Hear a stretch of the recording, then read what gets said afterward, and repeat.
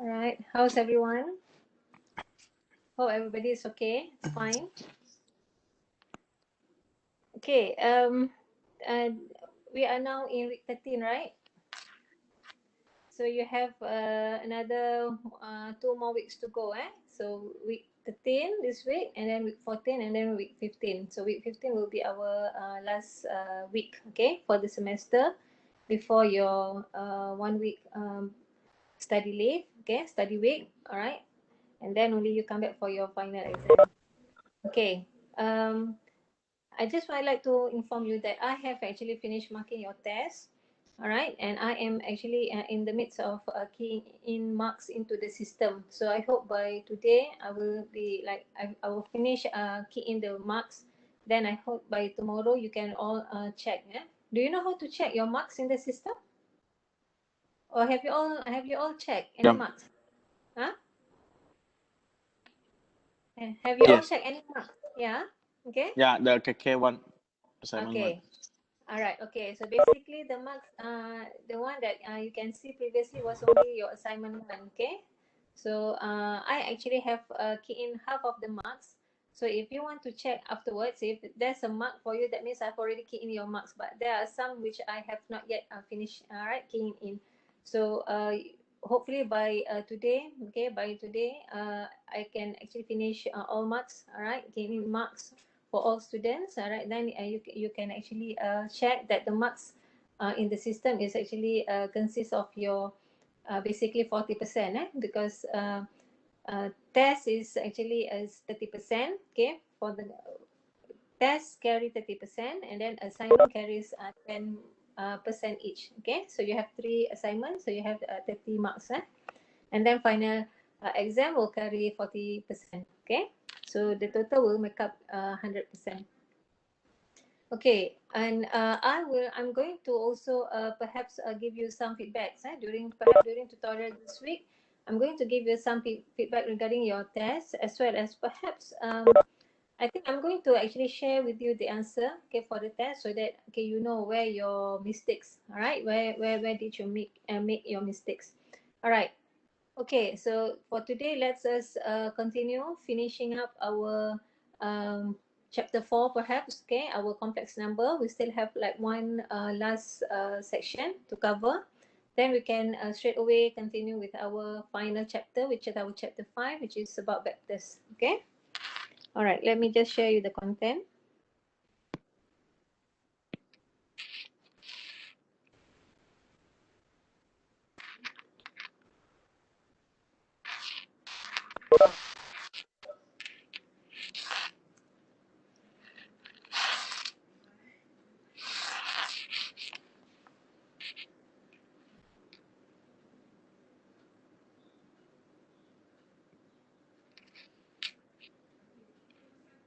All right. I hope everybody can see this.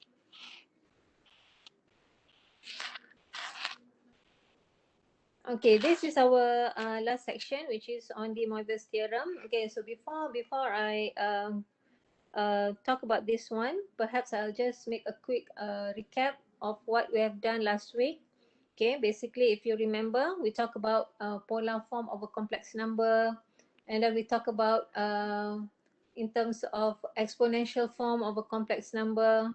Okay, so polar form. Okay, so polar form is in the form of something like this. This is the polar form. R cosine theta plus I sine theta. So this is our polar form of a complex number. Okay. And our rectangular form of a complex number basically is in the form of either you say A plus BI, or you can say X plus YI. So that is rectangular form. Okay. So polar form is in the form of this. R cosine theta plus I sine theta. That is a polar form. Okay. And then you have your exponential form. Okay. So exponential form, if you recall last week, it is in the form of R and then E to power I theta. Okay. So that is exponential form. And for polar form, this polar form, okay, polar form, you remember, R is called what we call a modulus, okay, or magnitude. Theta is what we call argument. And this argument for polar form is written between 0 to 2 pi radian, or 0 degrees to 360 degrees. So that means we are using only angle which is a positive angle. Okay, it's a counterclockwise direction angle, as well as in just one circle of revolution between 0 to 360 degrees. Okay, so that is theta. Okay, whereas for exponential form, if you remember last week, okay, your argument is written in terms of only radian. Okay, so that is for exponential form. Theta or argument is in radian form only, not degrees. Okay, so that is for exponential. But to find r and theta, basically it's the same formula. Okay, so you remember your formula, the conversion formula. Okay, so you have your how do you actually compute for your r? Okay, given rectangular, so you have your r is square root of x squared plus y squared, and then your argument theta is tangent inverse of y over x. So that is the formula, okay, to compute for r and theta. Okay, and then you have also look at in terms of last week is in terms of our what we call product and quotient. Okay, product and quotient form of a complex number in polar form. So basically we have a formula. Okay, we have a formula last week, all right, or some sort of like a method, a procedure that you can actually compute faster when it comes to a product or a quotient, or in terms of multiplication and division of two complex number in polar form. So you have a certain procedure that you can actually follow. Okay, if it's a multiplication, okay, or product, okay, if you have two polar form of a complex number, so when you want to multiply, all right, two complex number, you can just use straight away the formula in which you know your r, okay, the modulus you multiply, and then argument you add, okay, you sum up the argument, and then for the quotient or the division, okay, in terms of modulus you divide, and then in terms of argument you subtract. Okay, so basically you have those, you know, procedure or some sort of like formula when it comes to a multiplication or division of two complex number but in polar form. If they are in rectangular form, you have a certain method last time. Okay, if it's in rectangular form, you have a certain procedure or method that you follow. If it's a multiplication of rectangular form, you expand. If it is division last time, rectangular form, when you want to divide, you multiply by the conjugate. Okay, so when you have in a polar form, you have a certain rules. Okay. All right. Okay. So then only we come to the last section, which is about what we call the De Moivre's theorem. Okay. So basically, this theorem is just to take care of any power of a complex number. Okay. Any power. Okay. So if you look at this theorem, all right. Again, this theorem is in regarding with only polar form. That means you are given that your complex number is in this form, which is in the form of r times cosine theta plus I sine theta. So this is a polar form of a complex number. Okay, so then, okay, so if you look at this, if you want to find z power n, okay, z to the power of n, where this n is this, that n is greater or equals 1, and this n is actually, it's a positive integer. Okay, so positive integer. So you can apply this rule, which is very straightforward, very easy. Z power n equals to, that means it's the whole polar form of a complex number to power n. So you see this one, okay? So the rule is that, or this theorem says that, okay, in terms of r, for the modulus, you just raise to power n. And for the argument, you just multiply that argument by that power, all right, n. So it is actually straightforward. Okay, it is straightforward. So most of the time, if we want to actually evaluate any complex number to the power, we are always using, okay, we always use this De Moivre's theorem. So because then it is actually is easy, okay?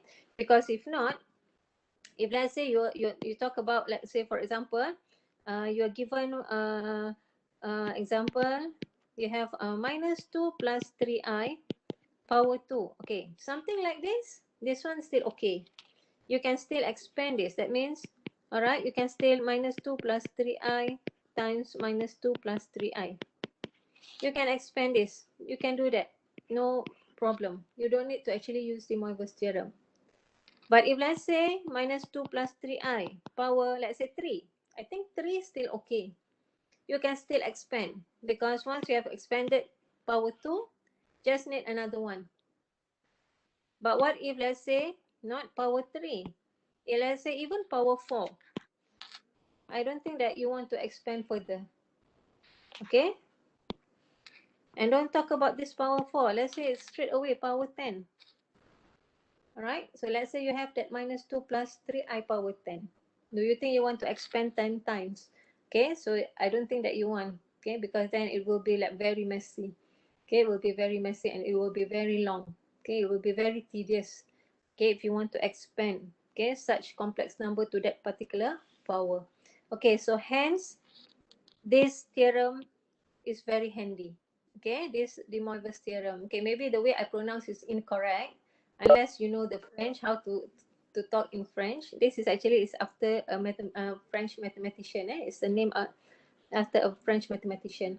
Okay, so this is actually is the spelling. So we just say De Moivre's. Okay, De Moivre's. Maybe it is not that. Okay, if you're a French people, maybe you have a different pronunciation. But this is the theorem.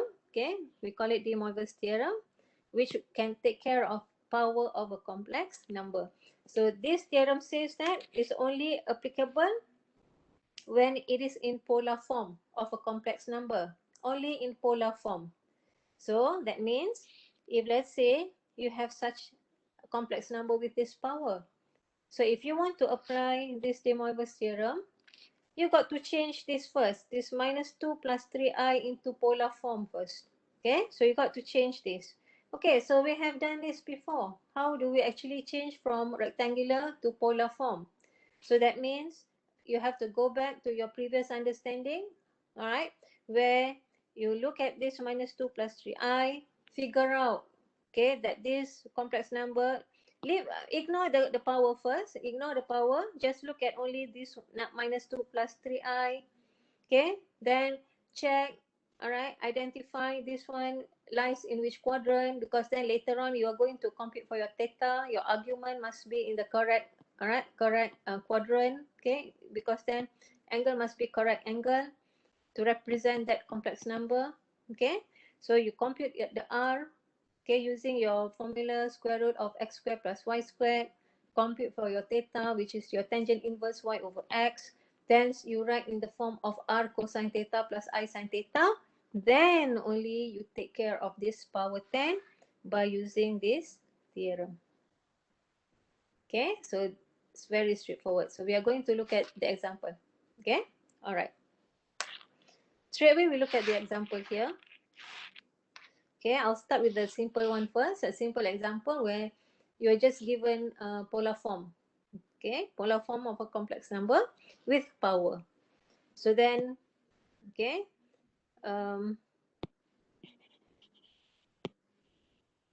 let's do this. So look at one by one. So you have first is z equals to cosine alpha minus I. Oh, actually this is actually it's a typo. Okay, it's actually supposed to be plus. It's a typo. I sine alpha power 4.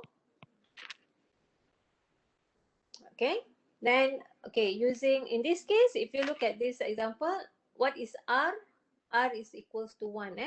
So when r equals to 1, okay, we don't write 1 here. So it's understood, if you don't have a number here, that means r equals 1. So using what we call De Moivre's theorem, okay, all right, so basically, okay, this is the one, okay, all right, so which means then this is straight away r is 1, so in this case 1 to power 4 also is 1. Okay, then you have your cosine, and then for n you just multiply by the angle, so then you just have your 4 alpha plus I sine 4 alpha. Okay, all right, so if you look at b, okay, b, you're given 3 And then you have your cosine 5 pi over 18 plus I sine 5 pi over 18. And then the whole thing is to power 6. So by using De Moivre's theorem, right, what you need to do, so R in this case, this is R, okay, this is R, this is theta. So then R just raised to power 6, okay, whereas theta you multiply by the power,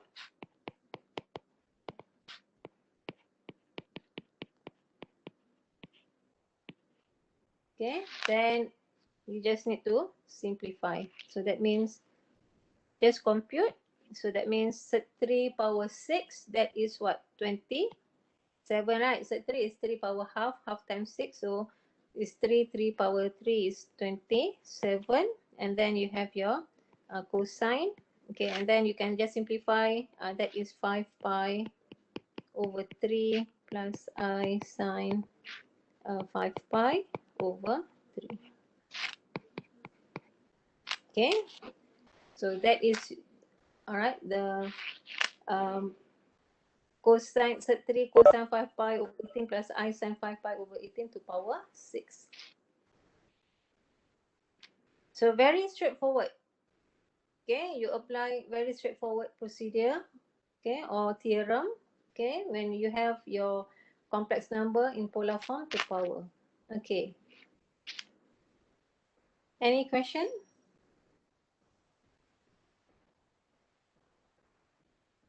All right. Okay, let's look at the next example. Okay, so now perhaps this time we are given now a rectangular form, which is in the form of x plus yi, okay, to power. So find the indicated power using De Moivre's theorem, then write your answers in rectangular form. Okay, so they want your answer in rectangular form. Okay, but because question asks you this method, they already stated. Okay, so that means you got to use it. If let's say question just say that, okay, find the indicated power and write your answer in rectangular form, something like that. Okay, it doesn't mention about De Moivre's theorem. So if there's no mention this word, then it's up to you. If you have the patience to expand this like 8 times, or this one you want to expand 5 times, go ahead and do it. All right, no problem. Okay, but the moment they mention this word, so it means you have to apply. You must. Okay, you must. Again, I mentioned you must. I have to stress this because when I mark the test, okay, when the question say, all right, you find the determinant, okay, using cofactor method. So the word is mentioned, the method is mentioned, cofactor. So if you don't use cofactor method, you don't get the marks, even though your determinant is correct. So you only got like one mark only for the correct answer. Okay, but the whole process that you have done using other than cofactor, marks will not be given. So you lose mark there. Okay, so you lose mark because you don't actually follow what the method that we specify. So when the method is said here, right, specify the method, you must follow. Okay, so which means if you were to use De Moivre's theorem, you have to change. You have to change, all right, this expression, this one, into polar form first. 1 minus 3i. You have to change that into polar form. So you change to polar form, then only you apply De Moivre's theorem. Then you compute, you evaluate that polar form to get back rectangular form. Okay, so let's do this. Let's do this. So let's do A first. So you have your 1 minus 3 and then I, the whole thing power 5. Okay, so when you want to change to polar form, you ignore power first. You only look at complex number expression in the bracket. Okay, so you just need to look at this 1 minus Z3i. You got to change to polar form, okay, of complex number. You got to change that. Okay, so ignore the power first. So which means, all right, you need to find your R and theta. Okay, 1 minus 3i. This complex number lies in which quadrant? 1 minus 3i. This one actually lies in which quadrant? If you were to sketch 1 minus 3i, okay, that means in quadrant 4. 4. Okay, somewhere in quadrant 4, because from the origin, go 1 unit to the right and then go down 3. So assuming this is the one, so that is your complex number. Okay, so that is your 1 minus 3i. So it is in quadrant 4. So which means, all right, later on your argument, okay, when you write, okay, we use actually the positive argument here. All right, which is the positive angle. Okay, positive measurement. All right. Okay, so straight away compute for your R. Okay, so again, if you recall, it is in the form of x squared, square root of x squared plus y squared. So in this case, our x is 1 and our y is minus 3. Okay, all right. So then you have your 1 plus 3, which is your square root of 4, which is then 2. So this is your R. Okay, then your theta is tangent inverse y over x, which is in this case tangent inverse minus 3 over 1, or you can say minus 3. Okay, you can use your calculator. Calculator will give you what? Definitely calculator will give you angle in quadrant 4, but calculator will give you in negative angle. Okay, isn't it? You can all use your calculator. I think your calculator, like previously we have done this many times, your calculator will give you your minus 60 degrees. Calculator will give you this minus 60 degrees. Okay, but what we want is actually is to write in terms of positive, all right, positive angle. Okay, because our angle is from 0 to 360 degrees. Okay, so we are writing in terms of positive angle. So instead of minus 60, we are using 300 degrees. So which means, all right, which means our 1 minus 3i, okay, our 1 minus 3i, in terms of polar form, it is in the form of, okay, remember, r cosine theta plus I sine theta. So which means 2, all right, and then cosine 300 degrees plus I sine 300 degrees. This is our polar form of our 1 minus 3i. Okay, so once we have found, all right, our polar form, we have gotten our polar form. So now what the question wants is 1 minus 3i power 5. Okay, power 5. Which means it is the same as 2 and then cosine 300 degrees plus I sine 300 degrees power 5. Okay, all right. So then using our De Moivre's theorem, okay, it is the same as we raise our r to power 5, and then in terms of our argument, we multiply. So 5 times 300 degrees plus I sine 5 times 300 degrees Okay, so what you need to do is just compute using your calculator. So 2 power 5 is 32. Okay, if you use your calculator, 5 times 300, this is 1500, isn't it? So then it's 1500, all right, degrees plus I sine 1500 degrees. All right. Okay. Now, if you want, because question, all right. Okay, question wants us to write our answer in rectangular form. Okay. They want us to write answers in rectangular form. If because question say rectangular form at this stage, if you do not simplify this, it's fine. Okay. Meaning to say, when I say simplify means, if question just ask you only this power, okay, they just want you to find indicated power using De Moivre's theorem. So using De Moivre's theorem, that means if they just say using De Moivre's theorem, find the indicated power, okay, your final answer should not be like this, because this is your argument. You remember our argument is must be between 0 to 360 degrees. Okay, between 0 degrees to 360 degrees. So that means we need to simplify this. We must use only angle or argument between 0 to 2 pi or between 0 degrees to 360 degrees. So if that's the case, you need to use your calculator.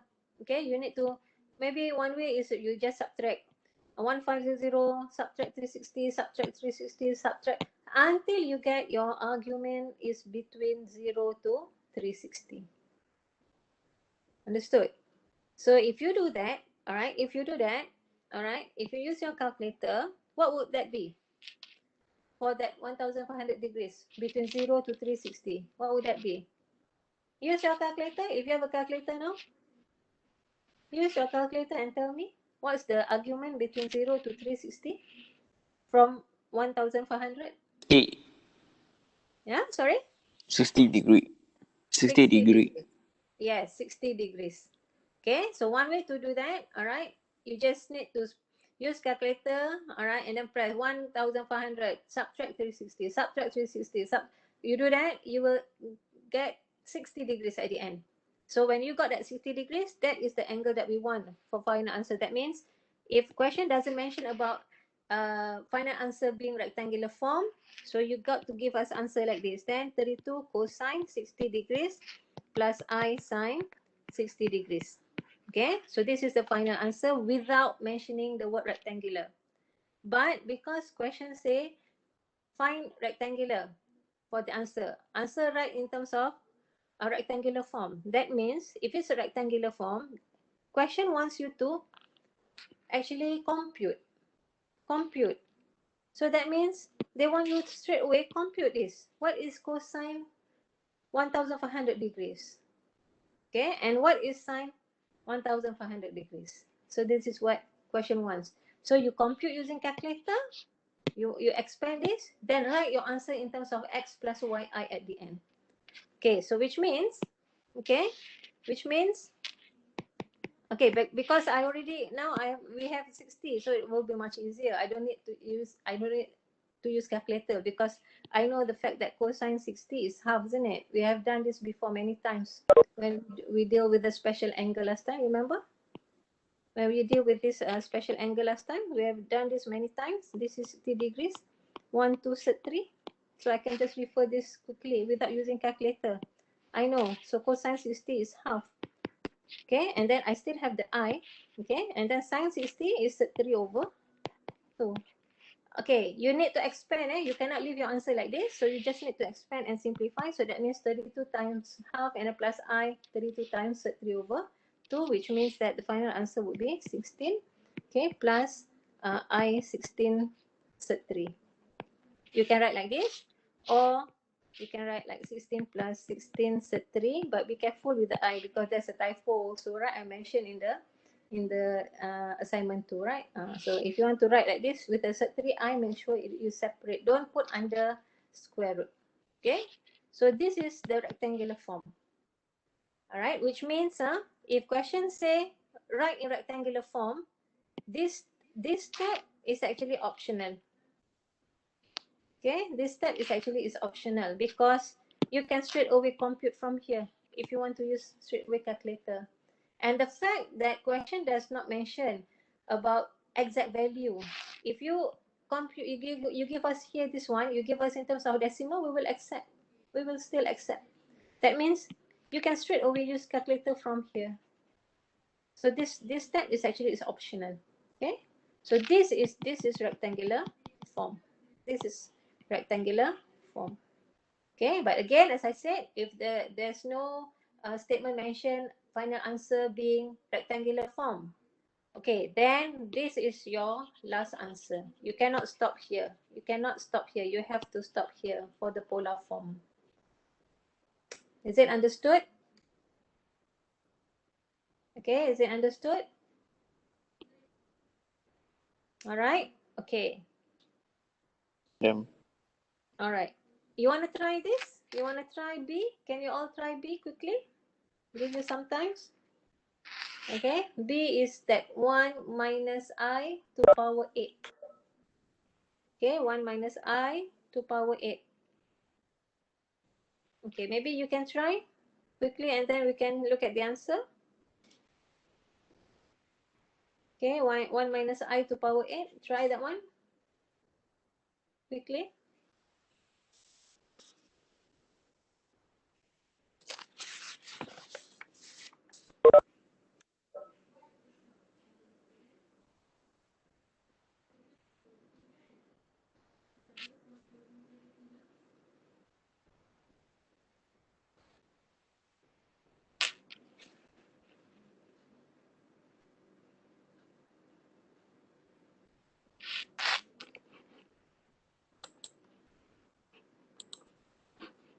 All right. Okay. You got it? 1 minus I power 8.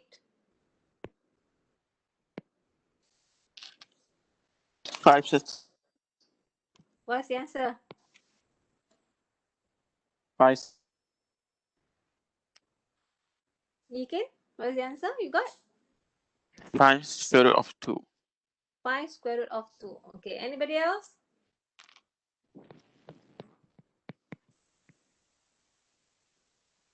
Anybody else got any other answer? Okay. All right. Let's do this together. Okay. So first of all, 1 minus I. Okay. Forget about the power first. Okay. Just forget about the power at the moment. Just look at 1 minus I. Because then we need to change this 1 minus I into polar form. Okay. So 1 minus I. This one is in which quadrant? It's the same, right? Like previous, right? This is in quadrant 4. Okay, understood? Quadrant 4, right? So if you were to sketch somewhere like in quadrant 4, all right, you have your, this is the from the middle point, the origin. So you go 1 unit to the right and then you go down 1 unit. So you have like something like in quadrant 4. Okay, so this is your complex number 1 minus I. So which means later on you will give us your, oops. Okay, sorry about that. Okay, is somewhere in somewhere in quadrant 4. Okay, this is your complex number 1 minus I. Okay, so then later your argument is this one. Okay, so that is the argument. Okay, it's a positive angle in quadrant 4. Okay, so compute our R, square root of x squared plus y squared again. So in this case, 1 squared plus minus 1 squared. So which means our R is square root of 2. Theta, argument, tangent inverse minus 1 over 1 or tangent inverse minus 1. So if tangent inverse minus 1, definitely calculator will give you minus 45 degrees. Calculator will give this, which minus 45 degrees is in quadrant 4.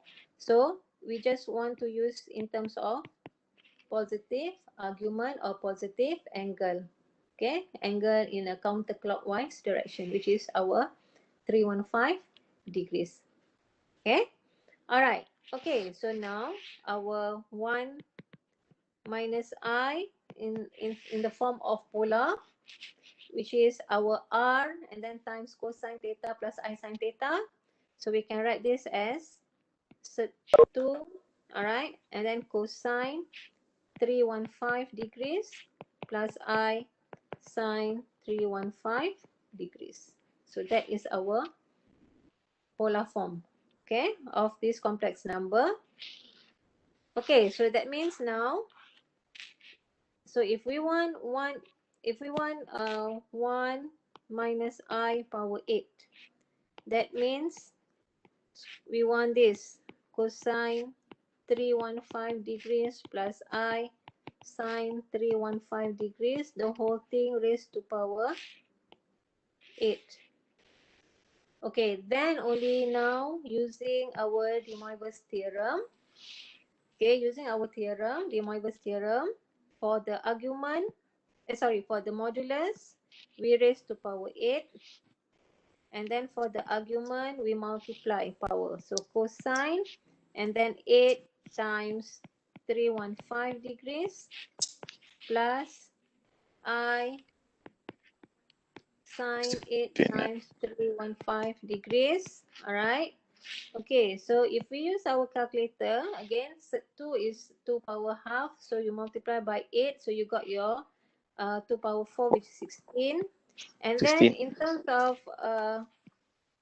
cosine angle, if you use calculator will give you 25 5, 2, 0 2520, right? 2520 degrees equals to plus 0. sine 2520 degrees. Okay, because we want in terms of rectangular, so straight away you can use your calculator. So if you use your calculator will give you what? For cosine 2520, calculator will give you 1, right? Can we all get 1? Yes. Everybody got 1? Okay, Yes, I hope madam. you got 1. All right, and then sine 2520, calculator will give you 0. So answer 0. is 16. 16. Yes. Okay. All right. Understood? Okay. So basically that is about De Moivre's theorem. Okay. So if you have understood this, that means you can actually now proceed with your assignment question. So you can actually answer all the assignment question now. Okay. Madam, Yes. right in the explanation form, right, the theta in radian, but is between pi 0 to 2 pi, or 0 to 2 pi. also is 0 to, But for exponential, all right, exponential theta, the argument, you can write in terms of exact value pi radian, or you can use decimal. Understood? okay, so it's the the power of the explanation is between 0 and 2 pi only, right? Yes. All Theta right. is always between 0 and 2 pi. It's just that the form to write, you can use decimal or you can use exact value. Okay, Understood? madam. Okay, because Yes, when I yes. say decimal, that means you can write in terms of pi. Pi is the exact value. Or if it's decimal, 3.142, you can also use that. Right? So either you use exact value or you use decimal. Both are acceptable for argument for exponential. Okay. So back to here. Any questions on the De Moivre's theorem? So that means we finish our chapter 4. Okay, so your chapter 4 is until here. Okay? Understood, everyone? Any question? Okay, everyone? Okay? Madam. All right. Okay, so if there's no question, then perhaps we can continue. Can we continue? All right. Continue Sure, with madam. our. All right. So we continue our last chapter. So this is our chapter 5. Okay. All right. Okay. I think I'll just continue first. All right. I will just start with the introduction first, and then later at 11 we'll take a break. Okay. This is our last chapter, which is our chapter 5. That means your final exam is until your chapter 5, eh? And chapter 5 is regarding the three-dimensional vector operation. Or another word, this is actually is about three-dimensional coordinate system and vector. Okay, so they will introduce you with the three-dimensional coordinate system as well as vector. So when we talk about vector also, we will talk about vector in two-dimensional as well as vector in three-dimensional. Okay, so there's an objective where we are going to introduce you with the three-dimensional coordinate system. Okay, so we are going to introduce you with vector in two space and three space. That means that at the end of this chapter, all right, you will actually understood about what we meant by three-dimensional coordinate system. Okay, and vectors, how do vectors actually lies in two space or in three space. Okay, and you can understand the different concept, okay, between what we call two vector products. Okay, that means we have later on what we call the dot and the cross products, as well as be able to compute both. Okay, so basically for this chapter it consists of the main part is actually is this the last three here. So basically the first two is just an introduction only. All right, okay, basically I'm not going to read all this. Okay, you have all this in your textbook as well that you can read. Okay, what they are talking about is actually is vector has many applications. Okay, and perhaps one thing that is the most important understanding of the concept of vector is when you can actually sketch vector, okay, on our coordinate system, so either in two-dimensional or in three-dimensional. Okay, so like this figure 1, just to show you, when you draw vector, basically you have like a straight line with an arrow. So this is what I mentioned last time when we talk about plotting complex number. Okay, so remember I mentioned there's a mistake in the book. Okay, complex number, when we draw, okay, when we sketch, we plot complex number on our what we call Argand diagram, there's no arrow, so there's a mistake in the book. Okay, arrow is only for vector, because then we said that vector has direction and magnitude. Okay, all right, and you have vectors also later on. There's a terminology, all right, which I will talk about it later. Okay, all right. So straight away talk about the three-dimensional. Okay, three-dimensional coordinate system. Okay, if you recall when we talk about earlier part of our course last time. Okay, when we talk about earlier part of, you remember there's a in your, I think in is it in assignment? I can't remember. Okay, but we have actually talked about three-dimensional system, isn't it? Okay, all right. Oh, when we talk about matrix, okay, if you remember when we did our chapter 1, okay, solving a system of linear equation, do you remember? Okay, solving system of linear equation. I mentioned about three-dimensional coordinate system, two-dimensional coordinate system, like your 2 by 2 matrix. Okay, what do we mean by your 2 by 2 matrix last time? What do we mean by 3 by 3, right? System of linear equation. We said that, okay, system of linear equation is basically we are talking about intersection point, right? Intersection point. If you have two equations, two unknowns, it is intersection point of two straight line. If it is three equations, three unknowns, it is actually its intersection point of three line in three-dimensional space. Okay, so then I mentioned about how do we actually plot. Okay, so basically three-dimensional, all right, two-dimensional, you know already, xy plane, xy coordinate system. That is our two-dimensional, which you have done this many times, and you have started doing this since you were in primary school. Okay, but 3D, okay, you have like one more axis. So we have our x, y, and z. Okay, so basically you got to like imagine three-dimensional. Okay, they have like this type of diagram. Perhaps if you can just look at it like it's a three-dimensional. Okay, so basically when we talk about three-dimensional, uh, this also can be like some sort like an abstract, an abstract.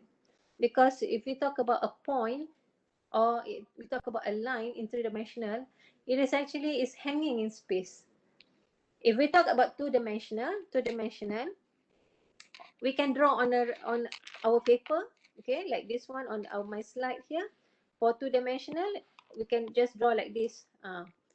Okay, and when we say we have a point, we can actually put our point on our paper like that.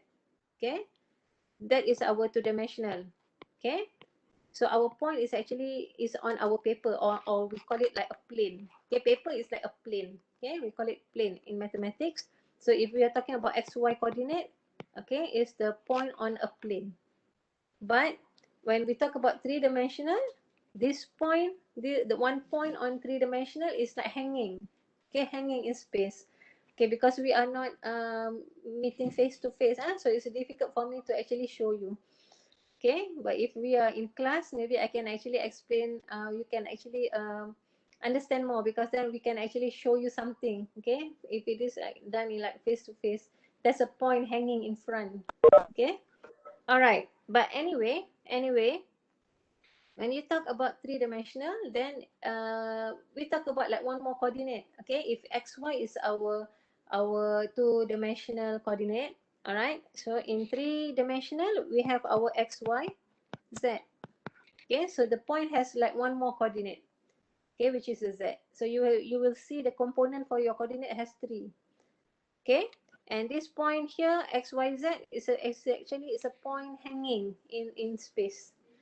Okay, and if we have like two-dimensional last time, when you learn about two-dimensional coordinate system, if you have like 2 points, okay, if you have like 2 points, 2 points in your coordinate system, let's say this is point A, this is point B, all right, then you can actually join, all right, these 2 points together become a straight line.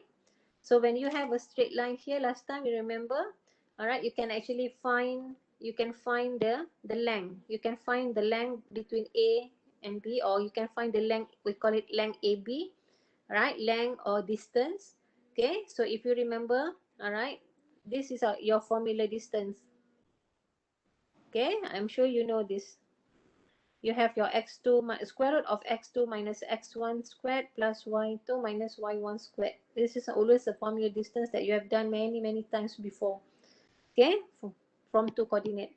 So if you talk about like a point in three dimensional space, okay, so then you just extend. Same formula actually, just extend one more. Okay, that's a typo there. It should be, this one has a plus in the middle. Okay, there's a plus there. Okay, typo. So it's the same formula. You just extend one more for your z coordinate. Okay, so to find the distance between 2 points in your three coordinate system, all right, so you just need to use this formula. Okay, all right. Okay, now of course this is just to say about, like, if it is a two-dimensional space, you have a circle. If it is in three-dimensional space, you have a sphere. Okay, the equation for circle and equation for sphere is actually similar. They just extend one more for coordinate z. Okay, the drawing part of this equation, you will see this. You will talk about this, the drawing part of the three-dimensional, when you do your advanced calculus in semester 3. Okay, your second year. Okay, when you do your semester 1 in second year, it will be your advanced calculus. You will be actually drawing for this sphere. Okay, drawing diagram in three-dimensional. Okay, so this is just an introduction part. Okay, for this technical mathematics, basically we just want to highlight in terms of finding the distance. Okay, finding the distance between 2 points, all right, in three-dimensional space, as well as how do you actually plot. How do you plot? Okay, plot your points in three-dimensional space. Okay, as I mentioned, if you want to plot, for example, Okay, let's say okay, just an example. Let's say you just want to plot maybe mm, you have your 4 3 minus 1. How do you plot? Okay, how do you plot this point? Okay, plot this point in three-dimensional space. So basically when you want to plot, okay, a point in three-dimensional space, okay, if two-dimensional, I'm sure you know how to do that. For three-dimensional, basically we just have like some sort like a three axis. Okay, all right, so we have our three. Okay, so we have let's say, okay, we have this. Okay, and then we can say that normally we will put here as our x, okay, y and z. So when we plot for our three-dimensional, this is how we do it. Okay, the middle is still the origin. The middle point here is still our origin. This origin is actually is 0, 0, 0. That's the origin. That's the origin for the three-dimensional space. Okay, when we draw our three axes, the one that we draw represent the positive axis. This is the positive x-axis. This is the positive y-axis. This is the positive z-axis.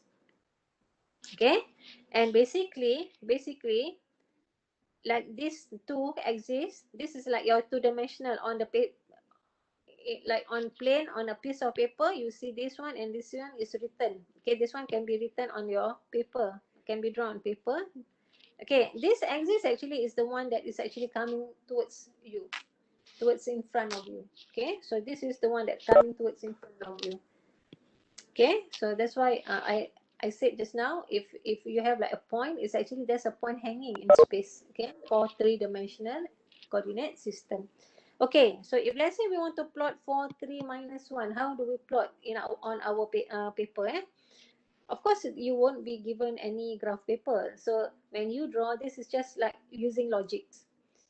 If the one that we drawn here is all represented by positive axis, positive x, positive y, positive z, so it is understood, all right, it's understood that the one that is representing by negative axis, for x axis, you just need to extend to the back like that. That is for the negative x. So it's like if this is the front towards you, this axis is coming towards in front of you, this one is like going behind.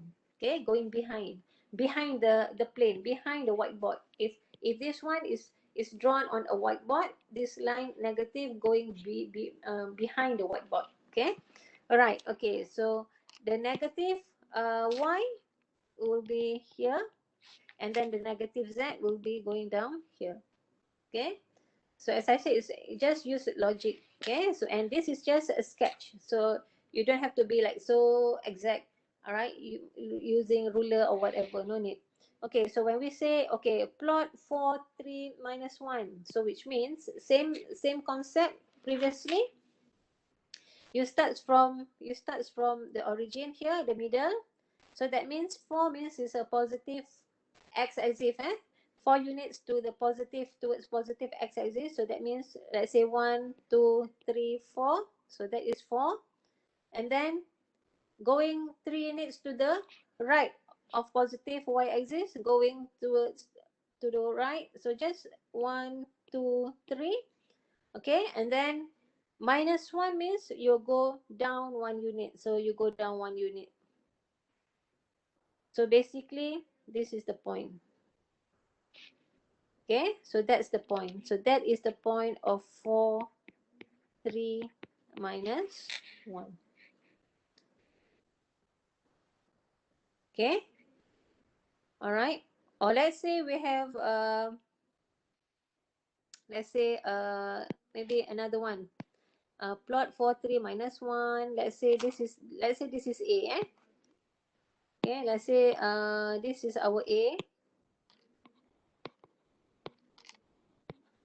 Okay, and then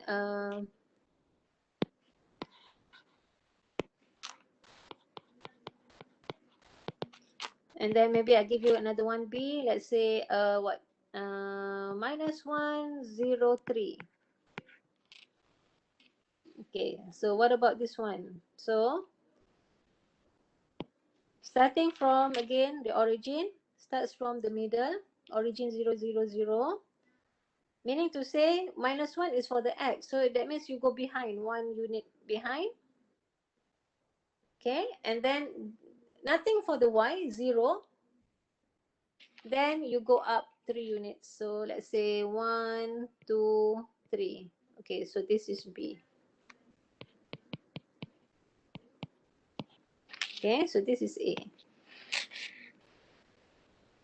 Okay, so that's how you plot. Okay.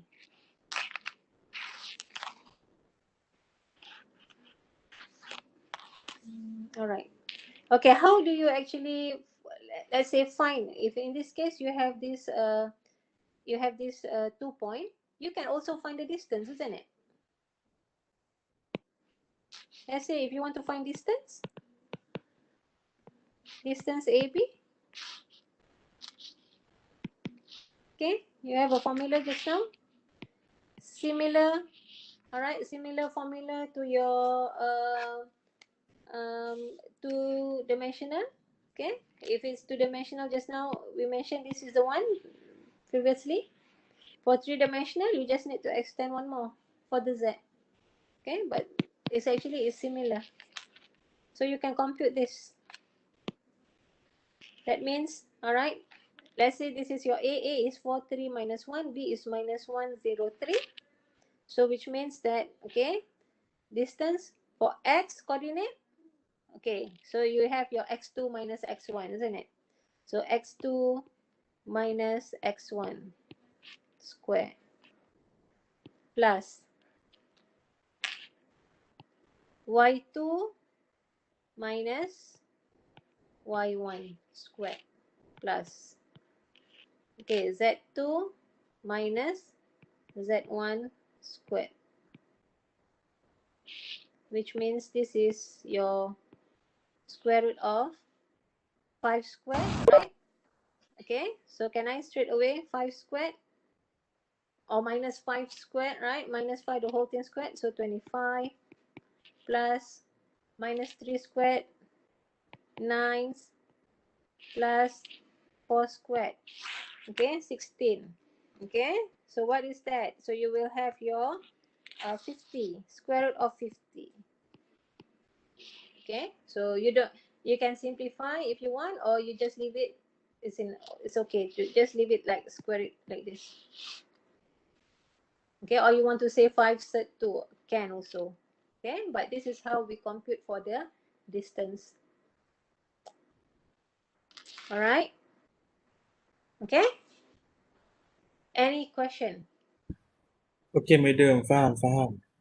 Okay, so this is just an introduction part of the three-dimensional coordinate system.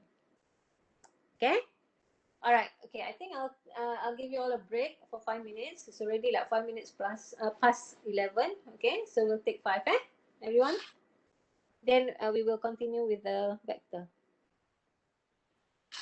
Okay, Okay, so madam. all right, so 5 minutes break.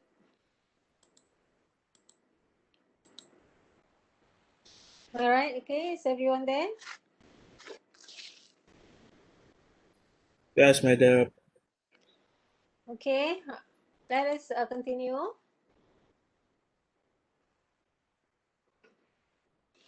Okay, so now we come to the main topic of the chapter, which is about vector. Okay, vectors and their properties. All right, okay. Vectors, as you all know, that it has what we call magnitude and direction, and it is actually represented geometrically by an arrow. Okay, so you have an arrow either into space or in 3 space. Okay, and then it is understood that if you have like sort of like this arrow, is a line with an arrow. So the tail here, the tail is what we call the initial point. Okay, the initial point is the tail, and then the tip of the arrow is what we call the terminal. Okay, terminal point. So the tip of the arrow, we call it terminal point. All right, the tail of the arrow, we call it initial point. All right. Okay, and then when we write, okay, when we write the vector on our paper, okay, so normally we will represent, actually, you will see actually many ways to write. Okay, many types of representation when we write vectors. Okay, all right, but the most important is that if it is typed, okay, if it is a typed vector, like for example, when you read the book, okay, or it's in a exam question, okay, you will see that it is actually is written in terms of a boldface. Okay, it's a boldface. If you have something like a boldface like this, so you know that that is actually represent vector. Okay, represent vectors. Okay, or we use arrow. Okay, so that is vector. Or sometimes you will see other people sometimes they write in terms of, they put like underscore, like say for example a, and then with the underscore like that. Sometimes I do not know whether you notice or not. Okay, all right, with underscore, this is also actually a vector representation when people write, when people write vector. Okay, or they use arrow. Okay, arrow like that. Okay, arrow like that.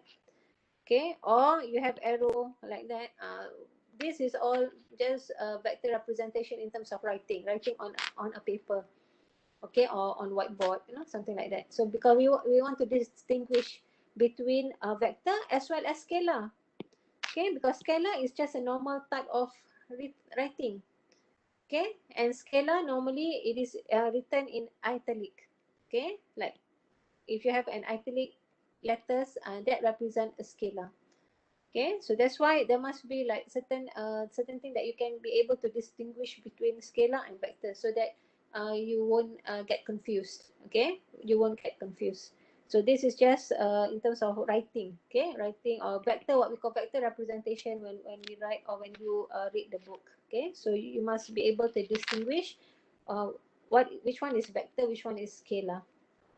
Okay, all right, and for vectors also, you have like what we call there's a type. Okay, there's a type of vector in which what they call a free vector or position vector. Okay, free vector and position vector. uh, Free vectors means, all right, if I'm talking about three-dimensional, if I'm talking about three-dimensional space, okay, so you have like um, any vector you draw. Okay, you draw like that or you draw like that. Okay, any vector you draw, that is what we call a free vector. Okay, but there is one other special vector, which is a vector in which the initial point is tied to the origin, and then you have a vector like that. Okay, so this is what we call a position vector. Okay, or you may have like here, that is what we call position vector. Okay, here, that is position vector. So position vector, all right, is the vector in which the initial point tied to the origin, or the location for the initial point is on the origin. So when the initial point is on the origin, at the origin here, that is what we call a position vector. Other than that, okay, we call it free vector. Okay, free vector. Okay, and then vectors also. Okay, if you remember, there's a terminology. There's what we call terminology. You have what they call equality of vector. Okay, equality of vectors. That means two vectors are equal. Okay, so in terms of terminology, two vectors are equal if they have the same length and same direction. Okay, same length, same direction. So for example, like this figure, you have this is vector u. All right, either we say vector u or we say vector ab also can. or you can say another one is vector CD or vector V here. So these two vectors are said to be equal, okay, if these two are the same length and same direction. Okay, so that is what we call equality of two vectors or even more. Okay, so when we say two vectors are equal means they have the same direction, they have the same length. So that is one terminology. Okay, um, this is just the way we write. Either we say just now, as I mentioned, we represent by just one letter of a vector, or we can write in terms of like this AB with an arrow. Okay. Okay, that's another terminology in which what we call zero vector or null vector. Okay, so zero vector or null vector, basically it says here that the initial and terminal point of a vector coincide. Then the vector has length zero length. Okay, so the vector is called zero vector and denoted by zero with a boldface. So zero with a boldface means zero vector. Okay, and in terms of direction, it doesn't specify because they coincide. Okay, so that is what we call zero vector. So this is just a terminology. Okay. Okay, and then you can add and subtract vectors. Okay, maybe previously, all right, during school days, maybe we add and subtract vectors from the diagram. Okay, we have a vector, let's say this vector u here, and then this is the initial point for vector u, this is the terminal point for vector u, and then you have vector v where the initial also coincide with the terminal for vector u. So when it comes to addition, we are represented by this vector. This is the vector of addition of these two vectors, right? So you have this last time. Okay, we add vectors or we subtract vectors from the diagram. Okay, but what we are doing now is actually when we add subtract, we are just going to use component. Okay, that will be much easier and faster. Okay, we are not actually sketching all this to sum and to subtract vectors. But I think you have done this before. Okay, where you add subtract vectors from the diagram. Okay, just to say that when it comes to subtraction, basically subtraction of two vectors can also be regarded as a sum. A sum, but it's a negative vector. Negative is actually is if you have like one vector v, all right, one vector v. If you have one vector v going this direction, okay, so you have negative v. If it's a negative v, all right, okay, maybe maybe I'm right here. Okay, if you have like one vector v, all right, going that direction. So if it's a negative v, it means it's going opposite direction. So that is negative.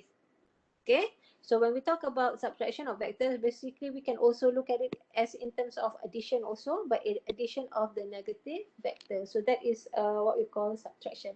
Okay, again, as I said, I just later on we are going to just add subtract using components. So I'll just go through quickly this what we call the terminologies. Okay, you can also do multiplication. As of now, for our introduction part for our vectors is we are looking at in terms of what we call scalar multiplication. Later on, we have like other two types of vector multiplication. Basically, there are three types of vector multiplication. Besides scalar, you have another one later on. Okay, dot product, if you recall, dot product and cross product. Those are also another two types of vector multiplication. But as of now, for the introduction part, all right, we have our what we call scalar. So basically, scalar multiplication is where you have a scalar number. You multiply, you can do that. Okay, so if let's say this is your vector v here, okay, if you have a scalar like this, half times v, that means it's actually half of this size, okay, this magnitude, half of that. Or you can have like 3/2 times v, okay, or negative v means it's going opposite direction. Okay, all right, so this is what we call scalar multiplication. So you have the scalar number.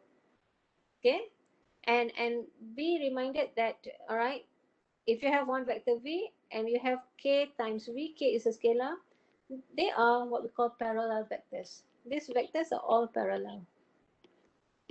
Okay, all right. So if this is our v here, so whether you talk about minus v, you talk about half times that v, 3 over 2v, or minus 3 over 2v, minus half v, basically these are all parallel vectors.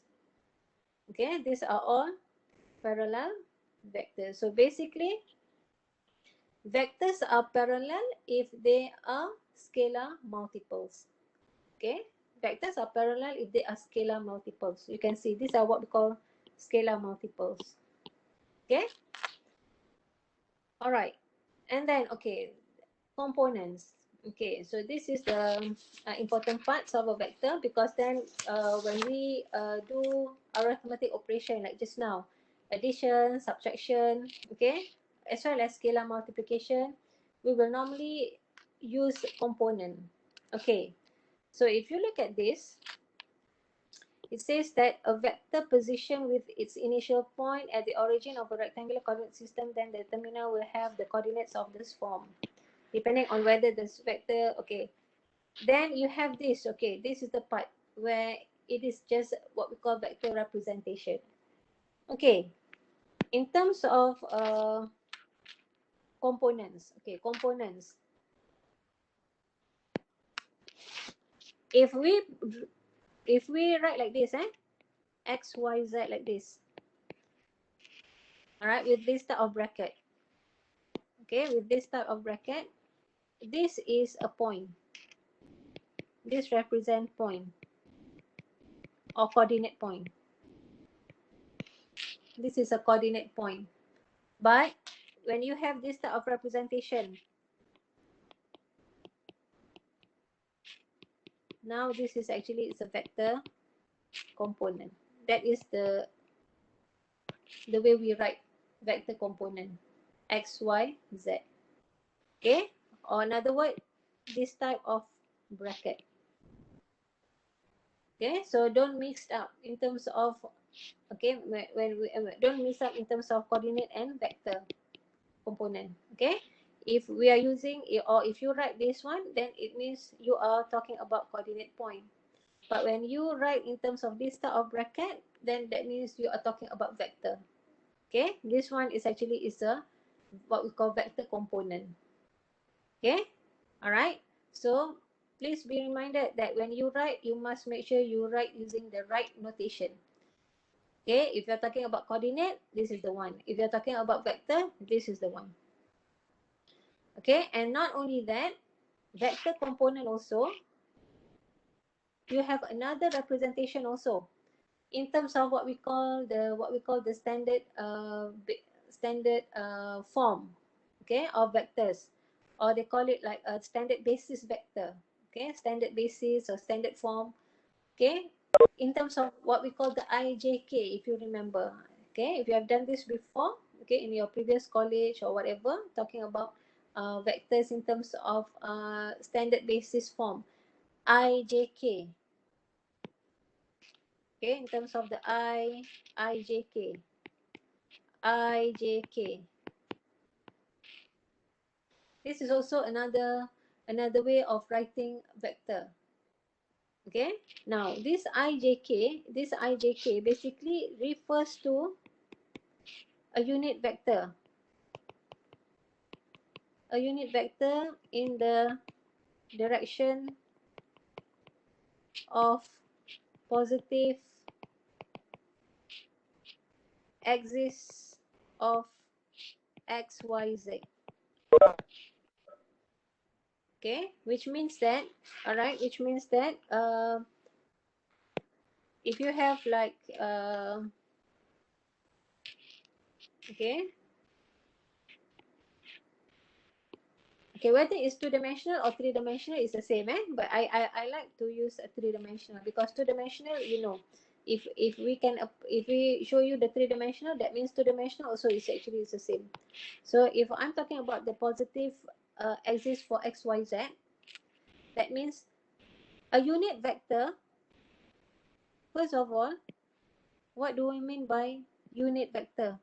Okay, the understanding of a unit vector. Okay, later on actually I have like one section on the unit vector, but maybe I can just talk about it now. Unit vector basically is a vector of length 1 unit, 1 unit distance, length 1 unit or 1 unit distance. Okay, length equal 1. Okay, that means on your coordinate system, it is actually represented by, okay, 1 unit distance on the direction of positive x, positive y, positive z. That means if I'm referring to my x, y, z from the origin, 1 unit, assuming that this is 1 unit, assuming this is 1 unit towards y axis, this is 1 unit towards z axis. Okay, so this is actually I. Okay, maybe this is I, this is j, and this is k. That one is k. So ijk. All right, ijk. Okay, does it look confusing to you? All right, I hope you can see. Maybe I can show you. I have it in one of the sections. Okay, this is the one. Okay, so you have this. This is for 3-dimensional. This is for 2-dimensional. So basically, all right, ijk is a vector. All right, it's also is a representation, vector representation. All right, where it is actually is represented by the direction of positive x axis, y, and z. Okay, if you look at this diagram, somehow the x is here, this is the y, and then this is the z. Okay, so this is 1 unit, so this is actually is I, j, k. Okay, if it's a 2-dimensional, this is I, this is j. All right, so basically this is also another way to represent vector component in terms of its unit vector. So back to just now, the vector component. Okay, in terms of vector component, all right, assuming that you have, for example, assuming you have okay, maybe I want to use not the red. Okay, let's say you have vector u has this component u1, u2, u3.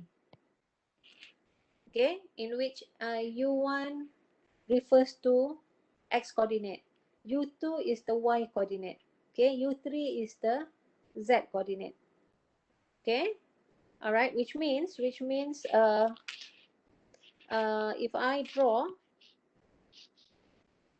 okay, which means if I draw, where is the u? This is x, y, z. Okay, so assuming that you have actually one vector, maybe we do not know what is the number, we just represent by u1, u2, u3.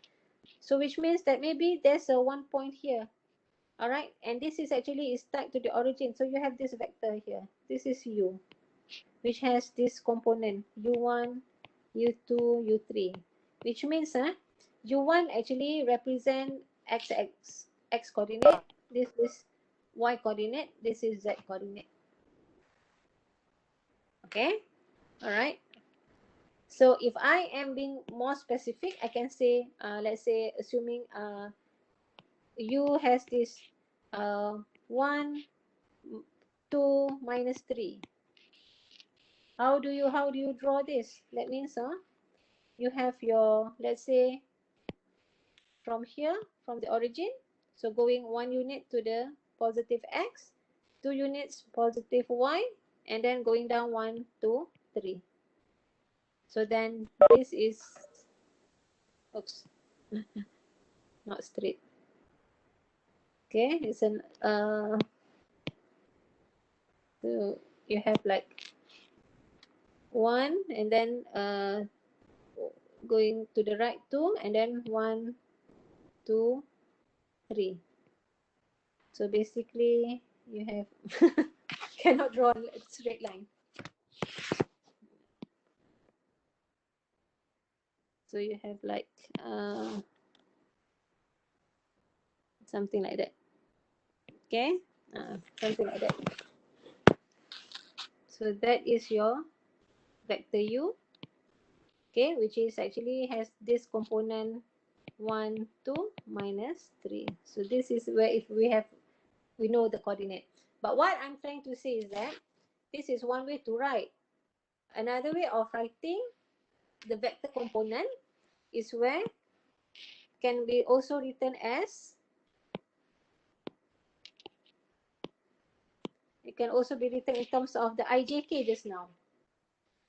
Because I stands for the x coordinate, j stands for the k, as j stands for the y, z, okay, k stands for the z. So instead of component written like this, okay, you can also write in terms of I plus 2j plus, in this case is minus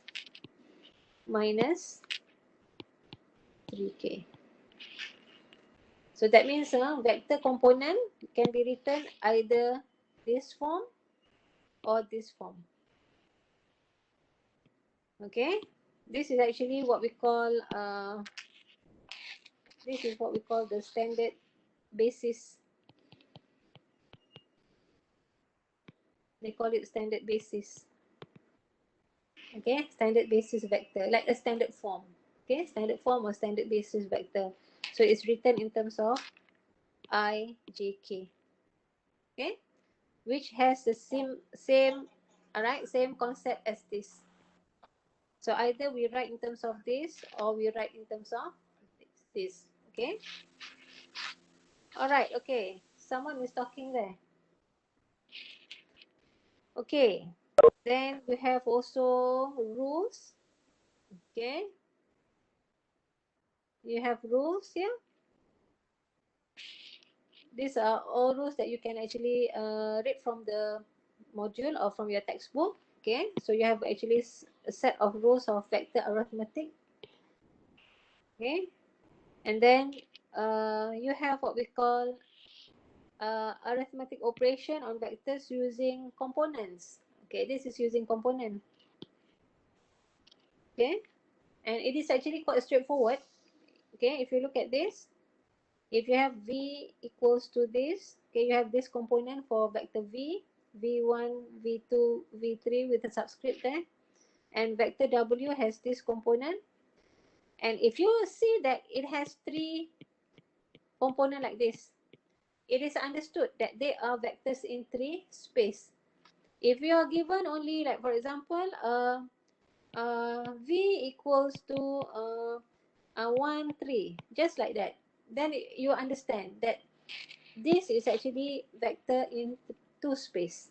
Okay, two-dimensional space. If you see you only have two components, it means two-dimensional. If you see there's a 3 here, then it's three-dimensional. Okay, so this theorem says that if you have v and w here are vectors in three space, and k is any scalar, okay, then you see when you add two vectors using component, that means you add v1 and v1 and w1 accordingly. For the y coordinates, okay, v2 add with w2. Okay, for the z coordinate or z component, v3 plus w3. Very straightforward.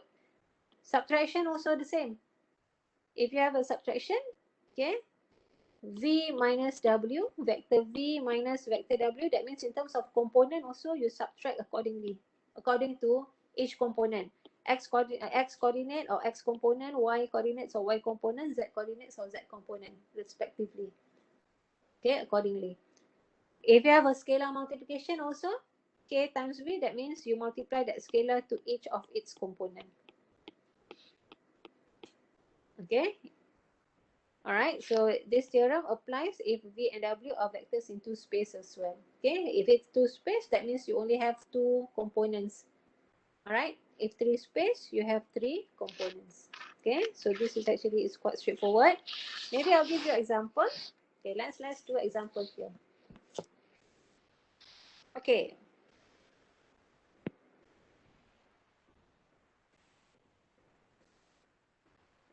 Mm, maybe I'll give you this example.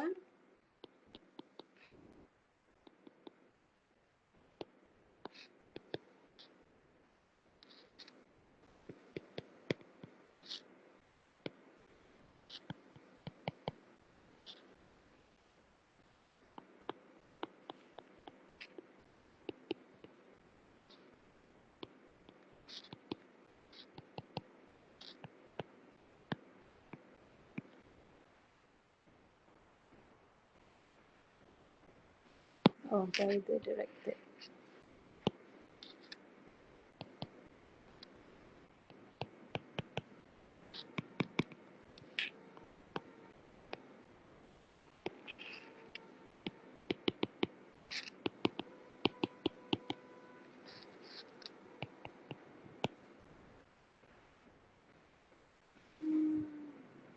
Oh, okay. This one. Oh, not yet. Okay. Sorry, guys.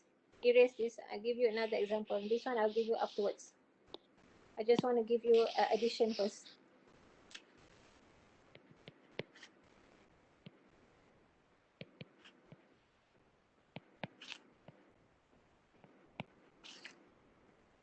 Because we talk about arithmetic operation, so I'll give you, might as well I'll give you this one first.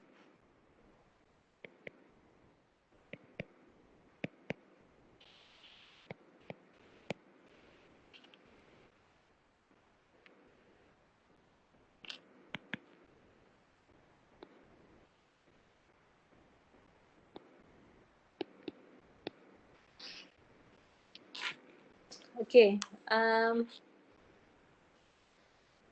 Okay, are you all ready? Okay, let's say you're given this vector A. Vector A has this component 4, 0, 3, and vector B has this component -2, 1, 5. You are to find, okay, first you have to find A plus B. Okay, so let's add this. That means you are to add 4, 0, 3, add with -2, 1, 5. Okay, so can we straight away add this?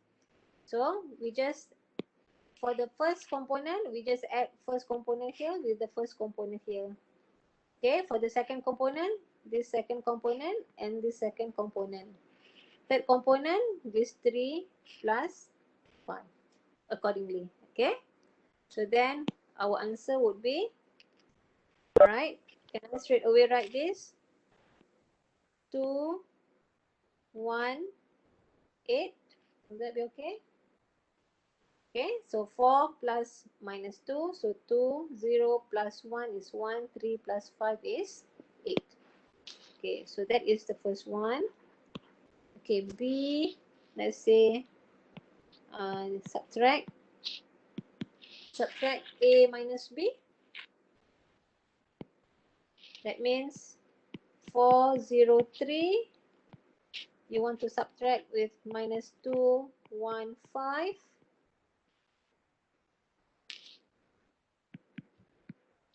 Okay.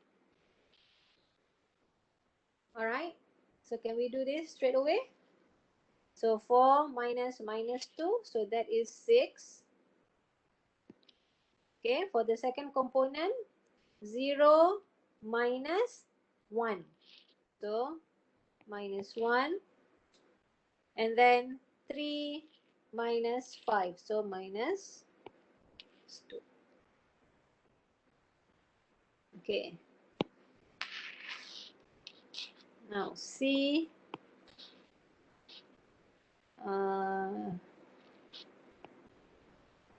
2A plus 5B. Okay, can you all do this? Give me the answer. For 2A plus 5B.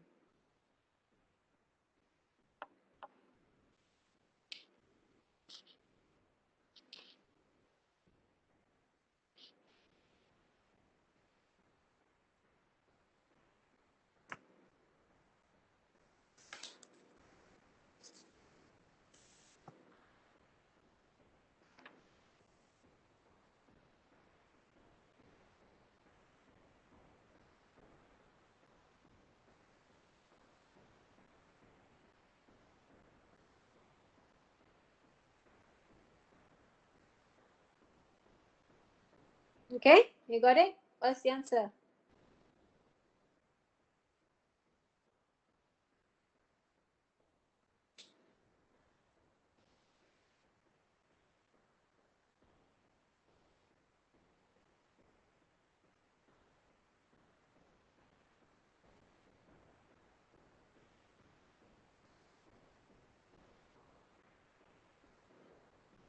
Okay, what's the answer? Anyone? -2, 5, 21. -2, 5, 21. 21. 31. Okay. Second? Oh, okay. -2, 5, 31. Okay, from the chat. Okay, correct, isn't it? Let's see. 2, that means you have a scalar now, isn't it? 2 times A, all right, plus with 5 times B. So B is -2, 1, 5. So basically, you multiply scalar to each of the component.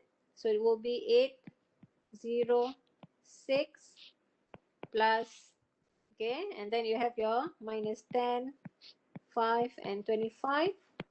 Okay, so then, oops, sorry. Okay, so then you have your money. Okay, so you have your, okay, then you have your 8 minus 10, so you have -2, and then 0 plus 5, so you have your 5, and then 6 plus 25, so you get your 31. So that's how you add or subtract or even multiply by a scalar number using component vectors. Okay, all right. And then you have vectors with initial point not at the origin. Just now we said if we have a vector which initial point tied to the origin, that is what we call position vector. Okay, like just now I mentioned, all right, you have x, y, z. So you have maybe one vector like this. Okay, this is u, for example. This is what we call position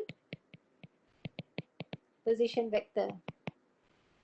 Okay, so basically position vector, the initial is at 0, 0, 0. That's the initial point. Okay, initial point for position vector, this is initial point, is at the origin 0, 0, 0. So assuming that this is the point, let's say x1, let's say y1, z1, for example, something like that. Okay, so you have 2 points, 0, 0, 0, x1, y1, z1. So when you talk about u vector, so basically u vector also has this component x1, y1, z1. Okay, that means if you are talking about position vector, this coordinate here also represent as a vector component because the initial point is at the origin. So the coordinate can also be the same as component vector component. If you talk about u being a vector here, this vector from this point to that point, so it has this component. This is if you talk about position vector. Now, this is where vectors with initial point not at the origin.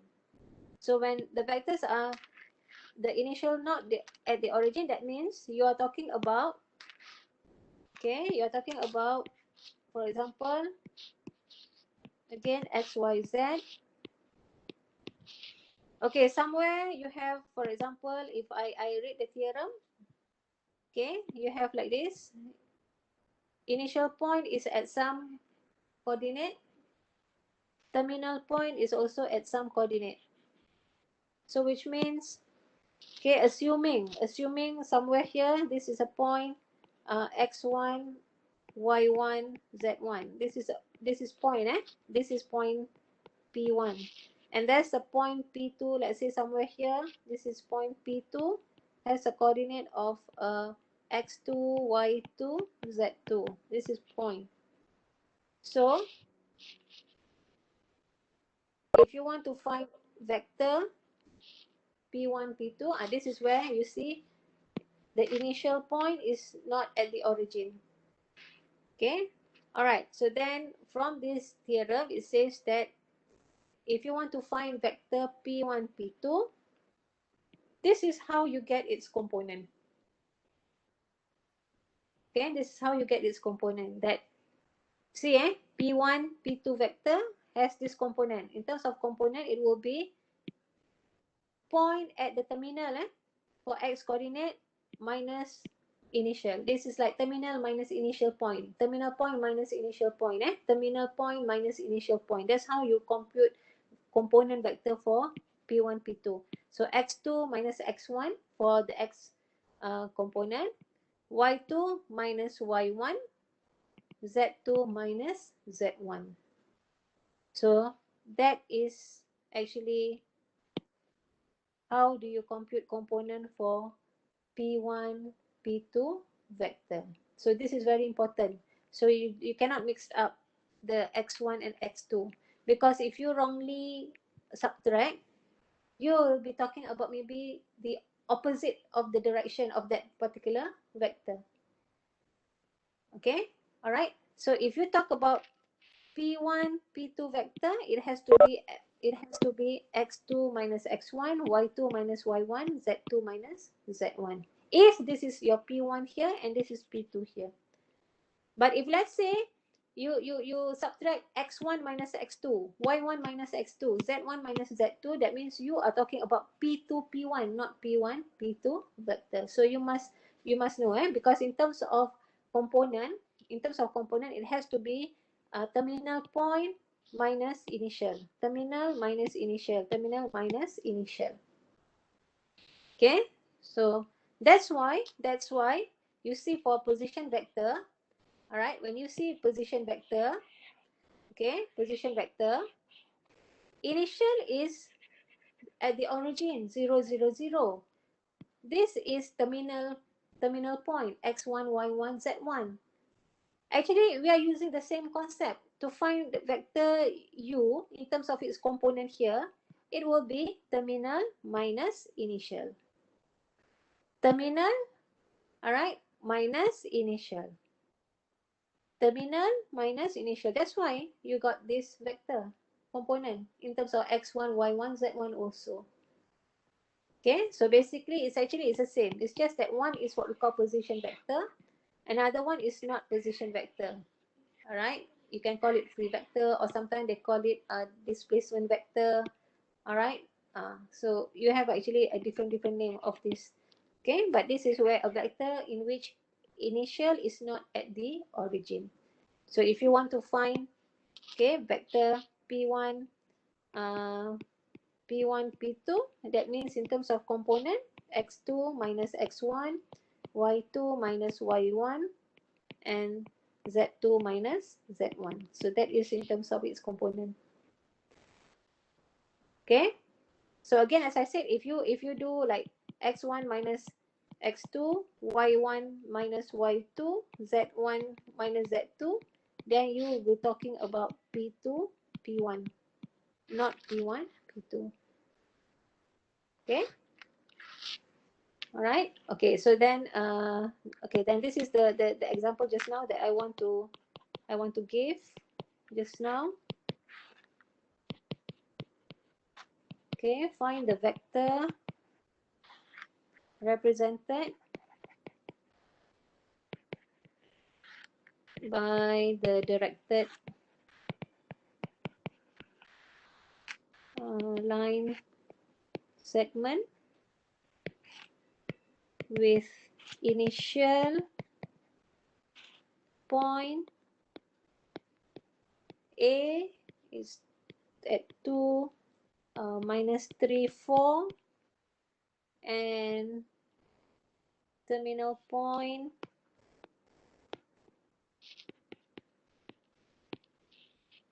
B is at minus 2, 1, 1.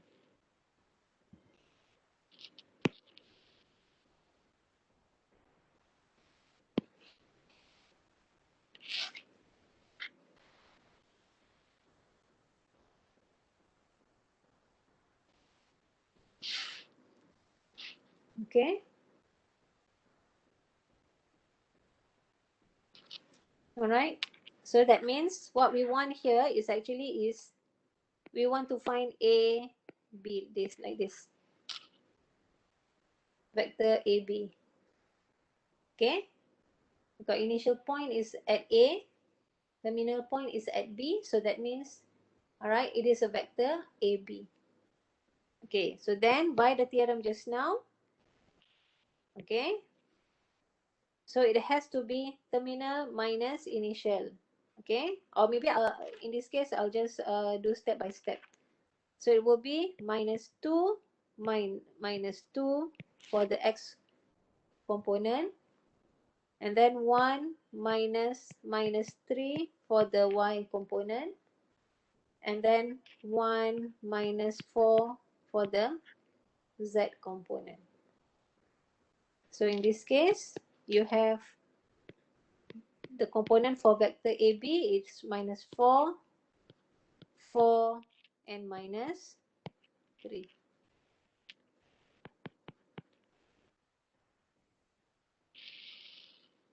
Okay, so if let's say I give you maybe another example.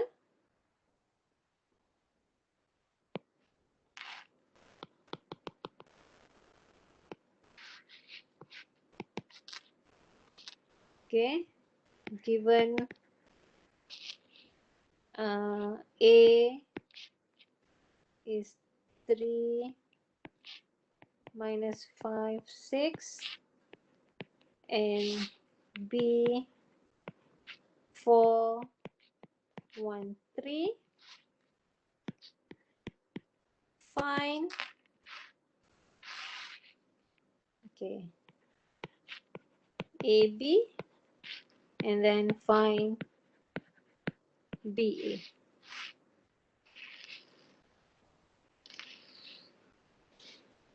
All right. Can you do that one quickly for this?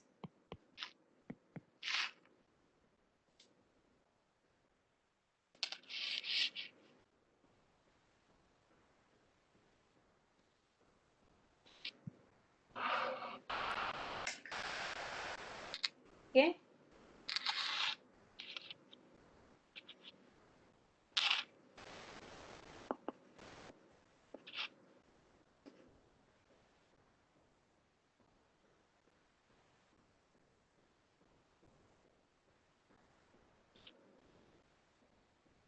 Okay.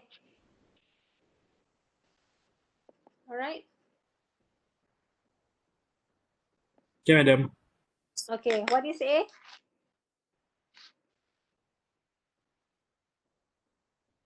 What is A? Kejap, Tell madam. me what Kejap, is A. kejap.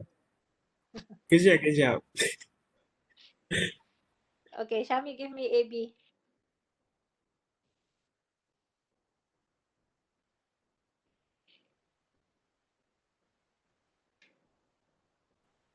Madam, Iman has answer. 1, 6, negative 3. Iman. Oh, okay. 1, 6, negative 3. So what is B, Shami?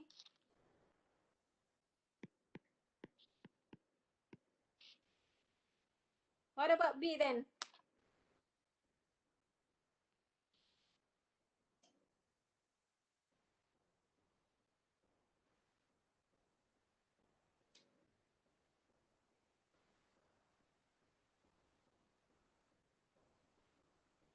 No need to compute actually. You just look from the A. It will be like the opposite direction. Actually, it will be minus 1, minus 6, positive 3. 3. One thing that you have to note is that AB equals to negative BA.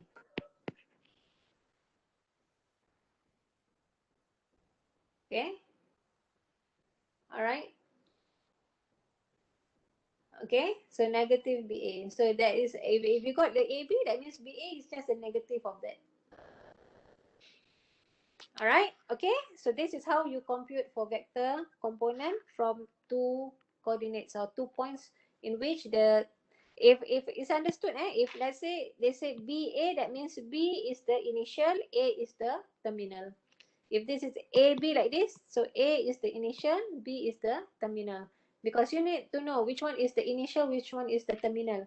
Because then in terms of the coordinate, it will be terminal minus initial. Okay, terminal minus initial, like that. Okay, so that you won't get mixed up, you won't get confused. Okay, all right. Okay, so just quickly, maybe like in a few minutes, you remember also that when it comes to vector, it has a magnitude. All right, this is direction basically. All these are direction. These are all direction. This is actually is a direction. When you compute like this is all give you in terms of direction of the vector. Which means if you were to sketch, you start from, all right, you know that it is going from the point there, from your initial, okay, where to draw, okay, it means that you will start from your initial point, okay, if you were to draw this,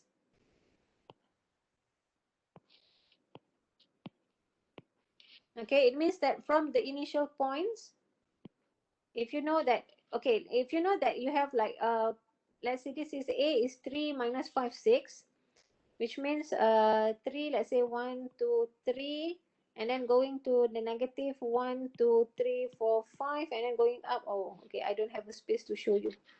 Okay, but what I'm saying is that if let's say you have like certain point, assuming this is the initial point, all right, and then this is the initial, this is the terminal point. That means that going from here to here, going from the initial, this actually gives you direction. Going from starting from the initial to the terminal, you are going like this says that you have starting from the initial, you go to the left 1 unit, and then go to the back.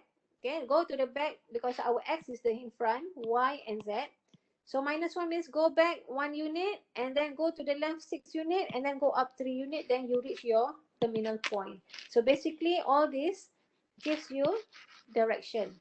Okay, and for magnitude, you remember magnitude? Basically, this is the magnitude. This is what you want. Magnitude is actually straightforward. Also like what you did in your complex number, right? R is modulus, magnitude. Square root of x squared plus y squared, right? So similar to this also. If you see that this is where it gives you v1 squared plus v2 squared plus v3 squared, that means you are talking about three-dimensional space of a vector. If you just have two-dimensional, so that means you only have like v1 and v2. But basically magnitude is the same. Okay, it's the same like your r. This is always be the formula for the magnitude. Okay, that is the formula for the magnitude. So which means that, okay, if I have later on something like this, we can actually ask you to compute the magnitude. Okay, to compute magnitude AB, that means you're talking about square root of 1 squared plus 6 squared plus minus 3 squared. Okay. Okay, maybe I can just quickly give you an example using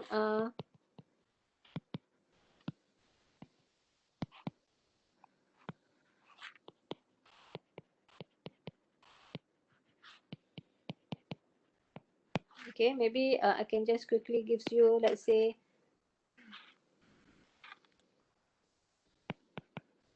maybe I'll straight away give you like this AB, so that you know that.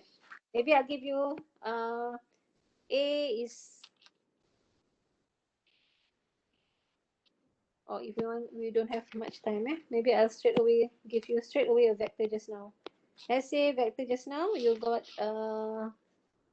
1 6 minus 3. Okay, 1 6 minus 3, and then maybe I'll take another one, maybe another one.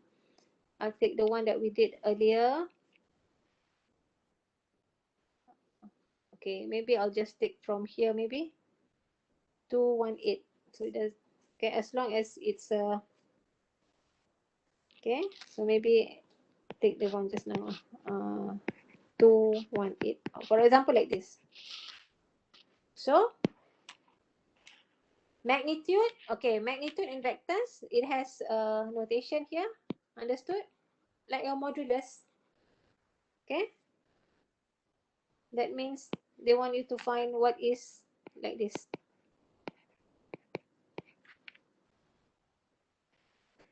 Okay? So that means 1 squared plus 6 squared plus minus 3 squared. Same here. This is how you find magnitude. 2 squared plus 1 squared plus 8 squared. So you just compute only.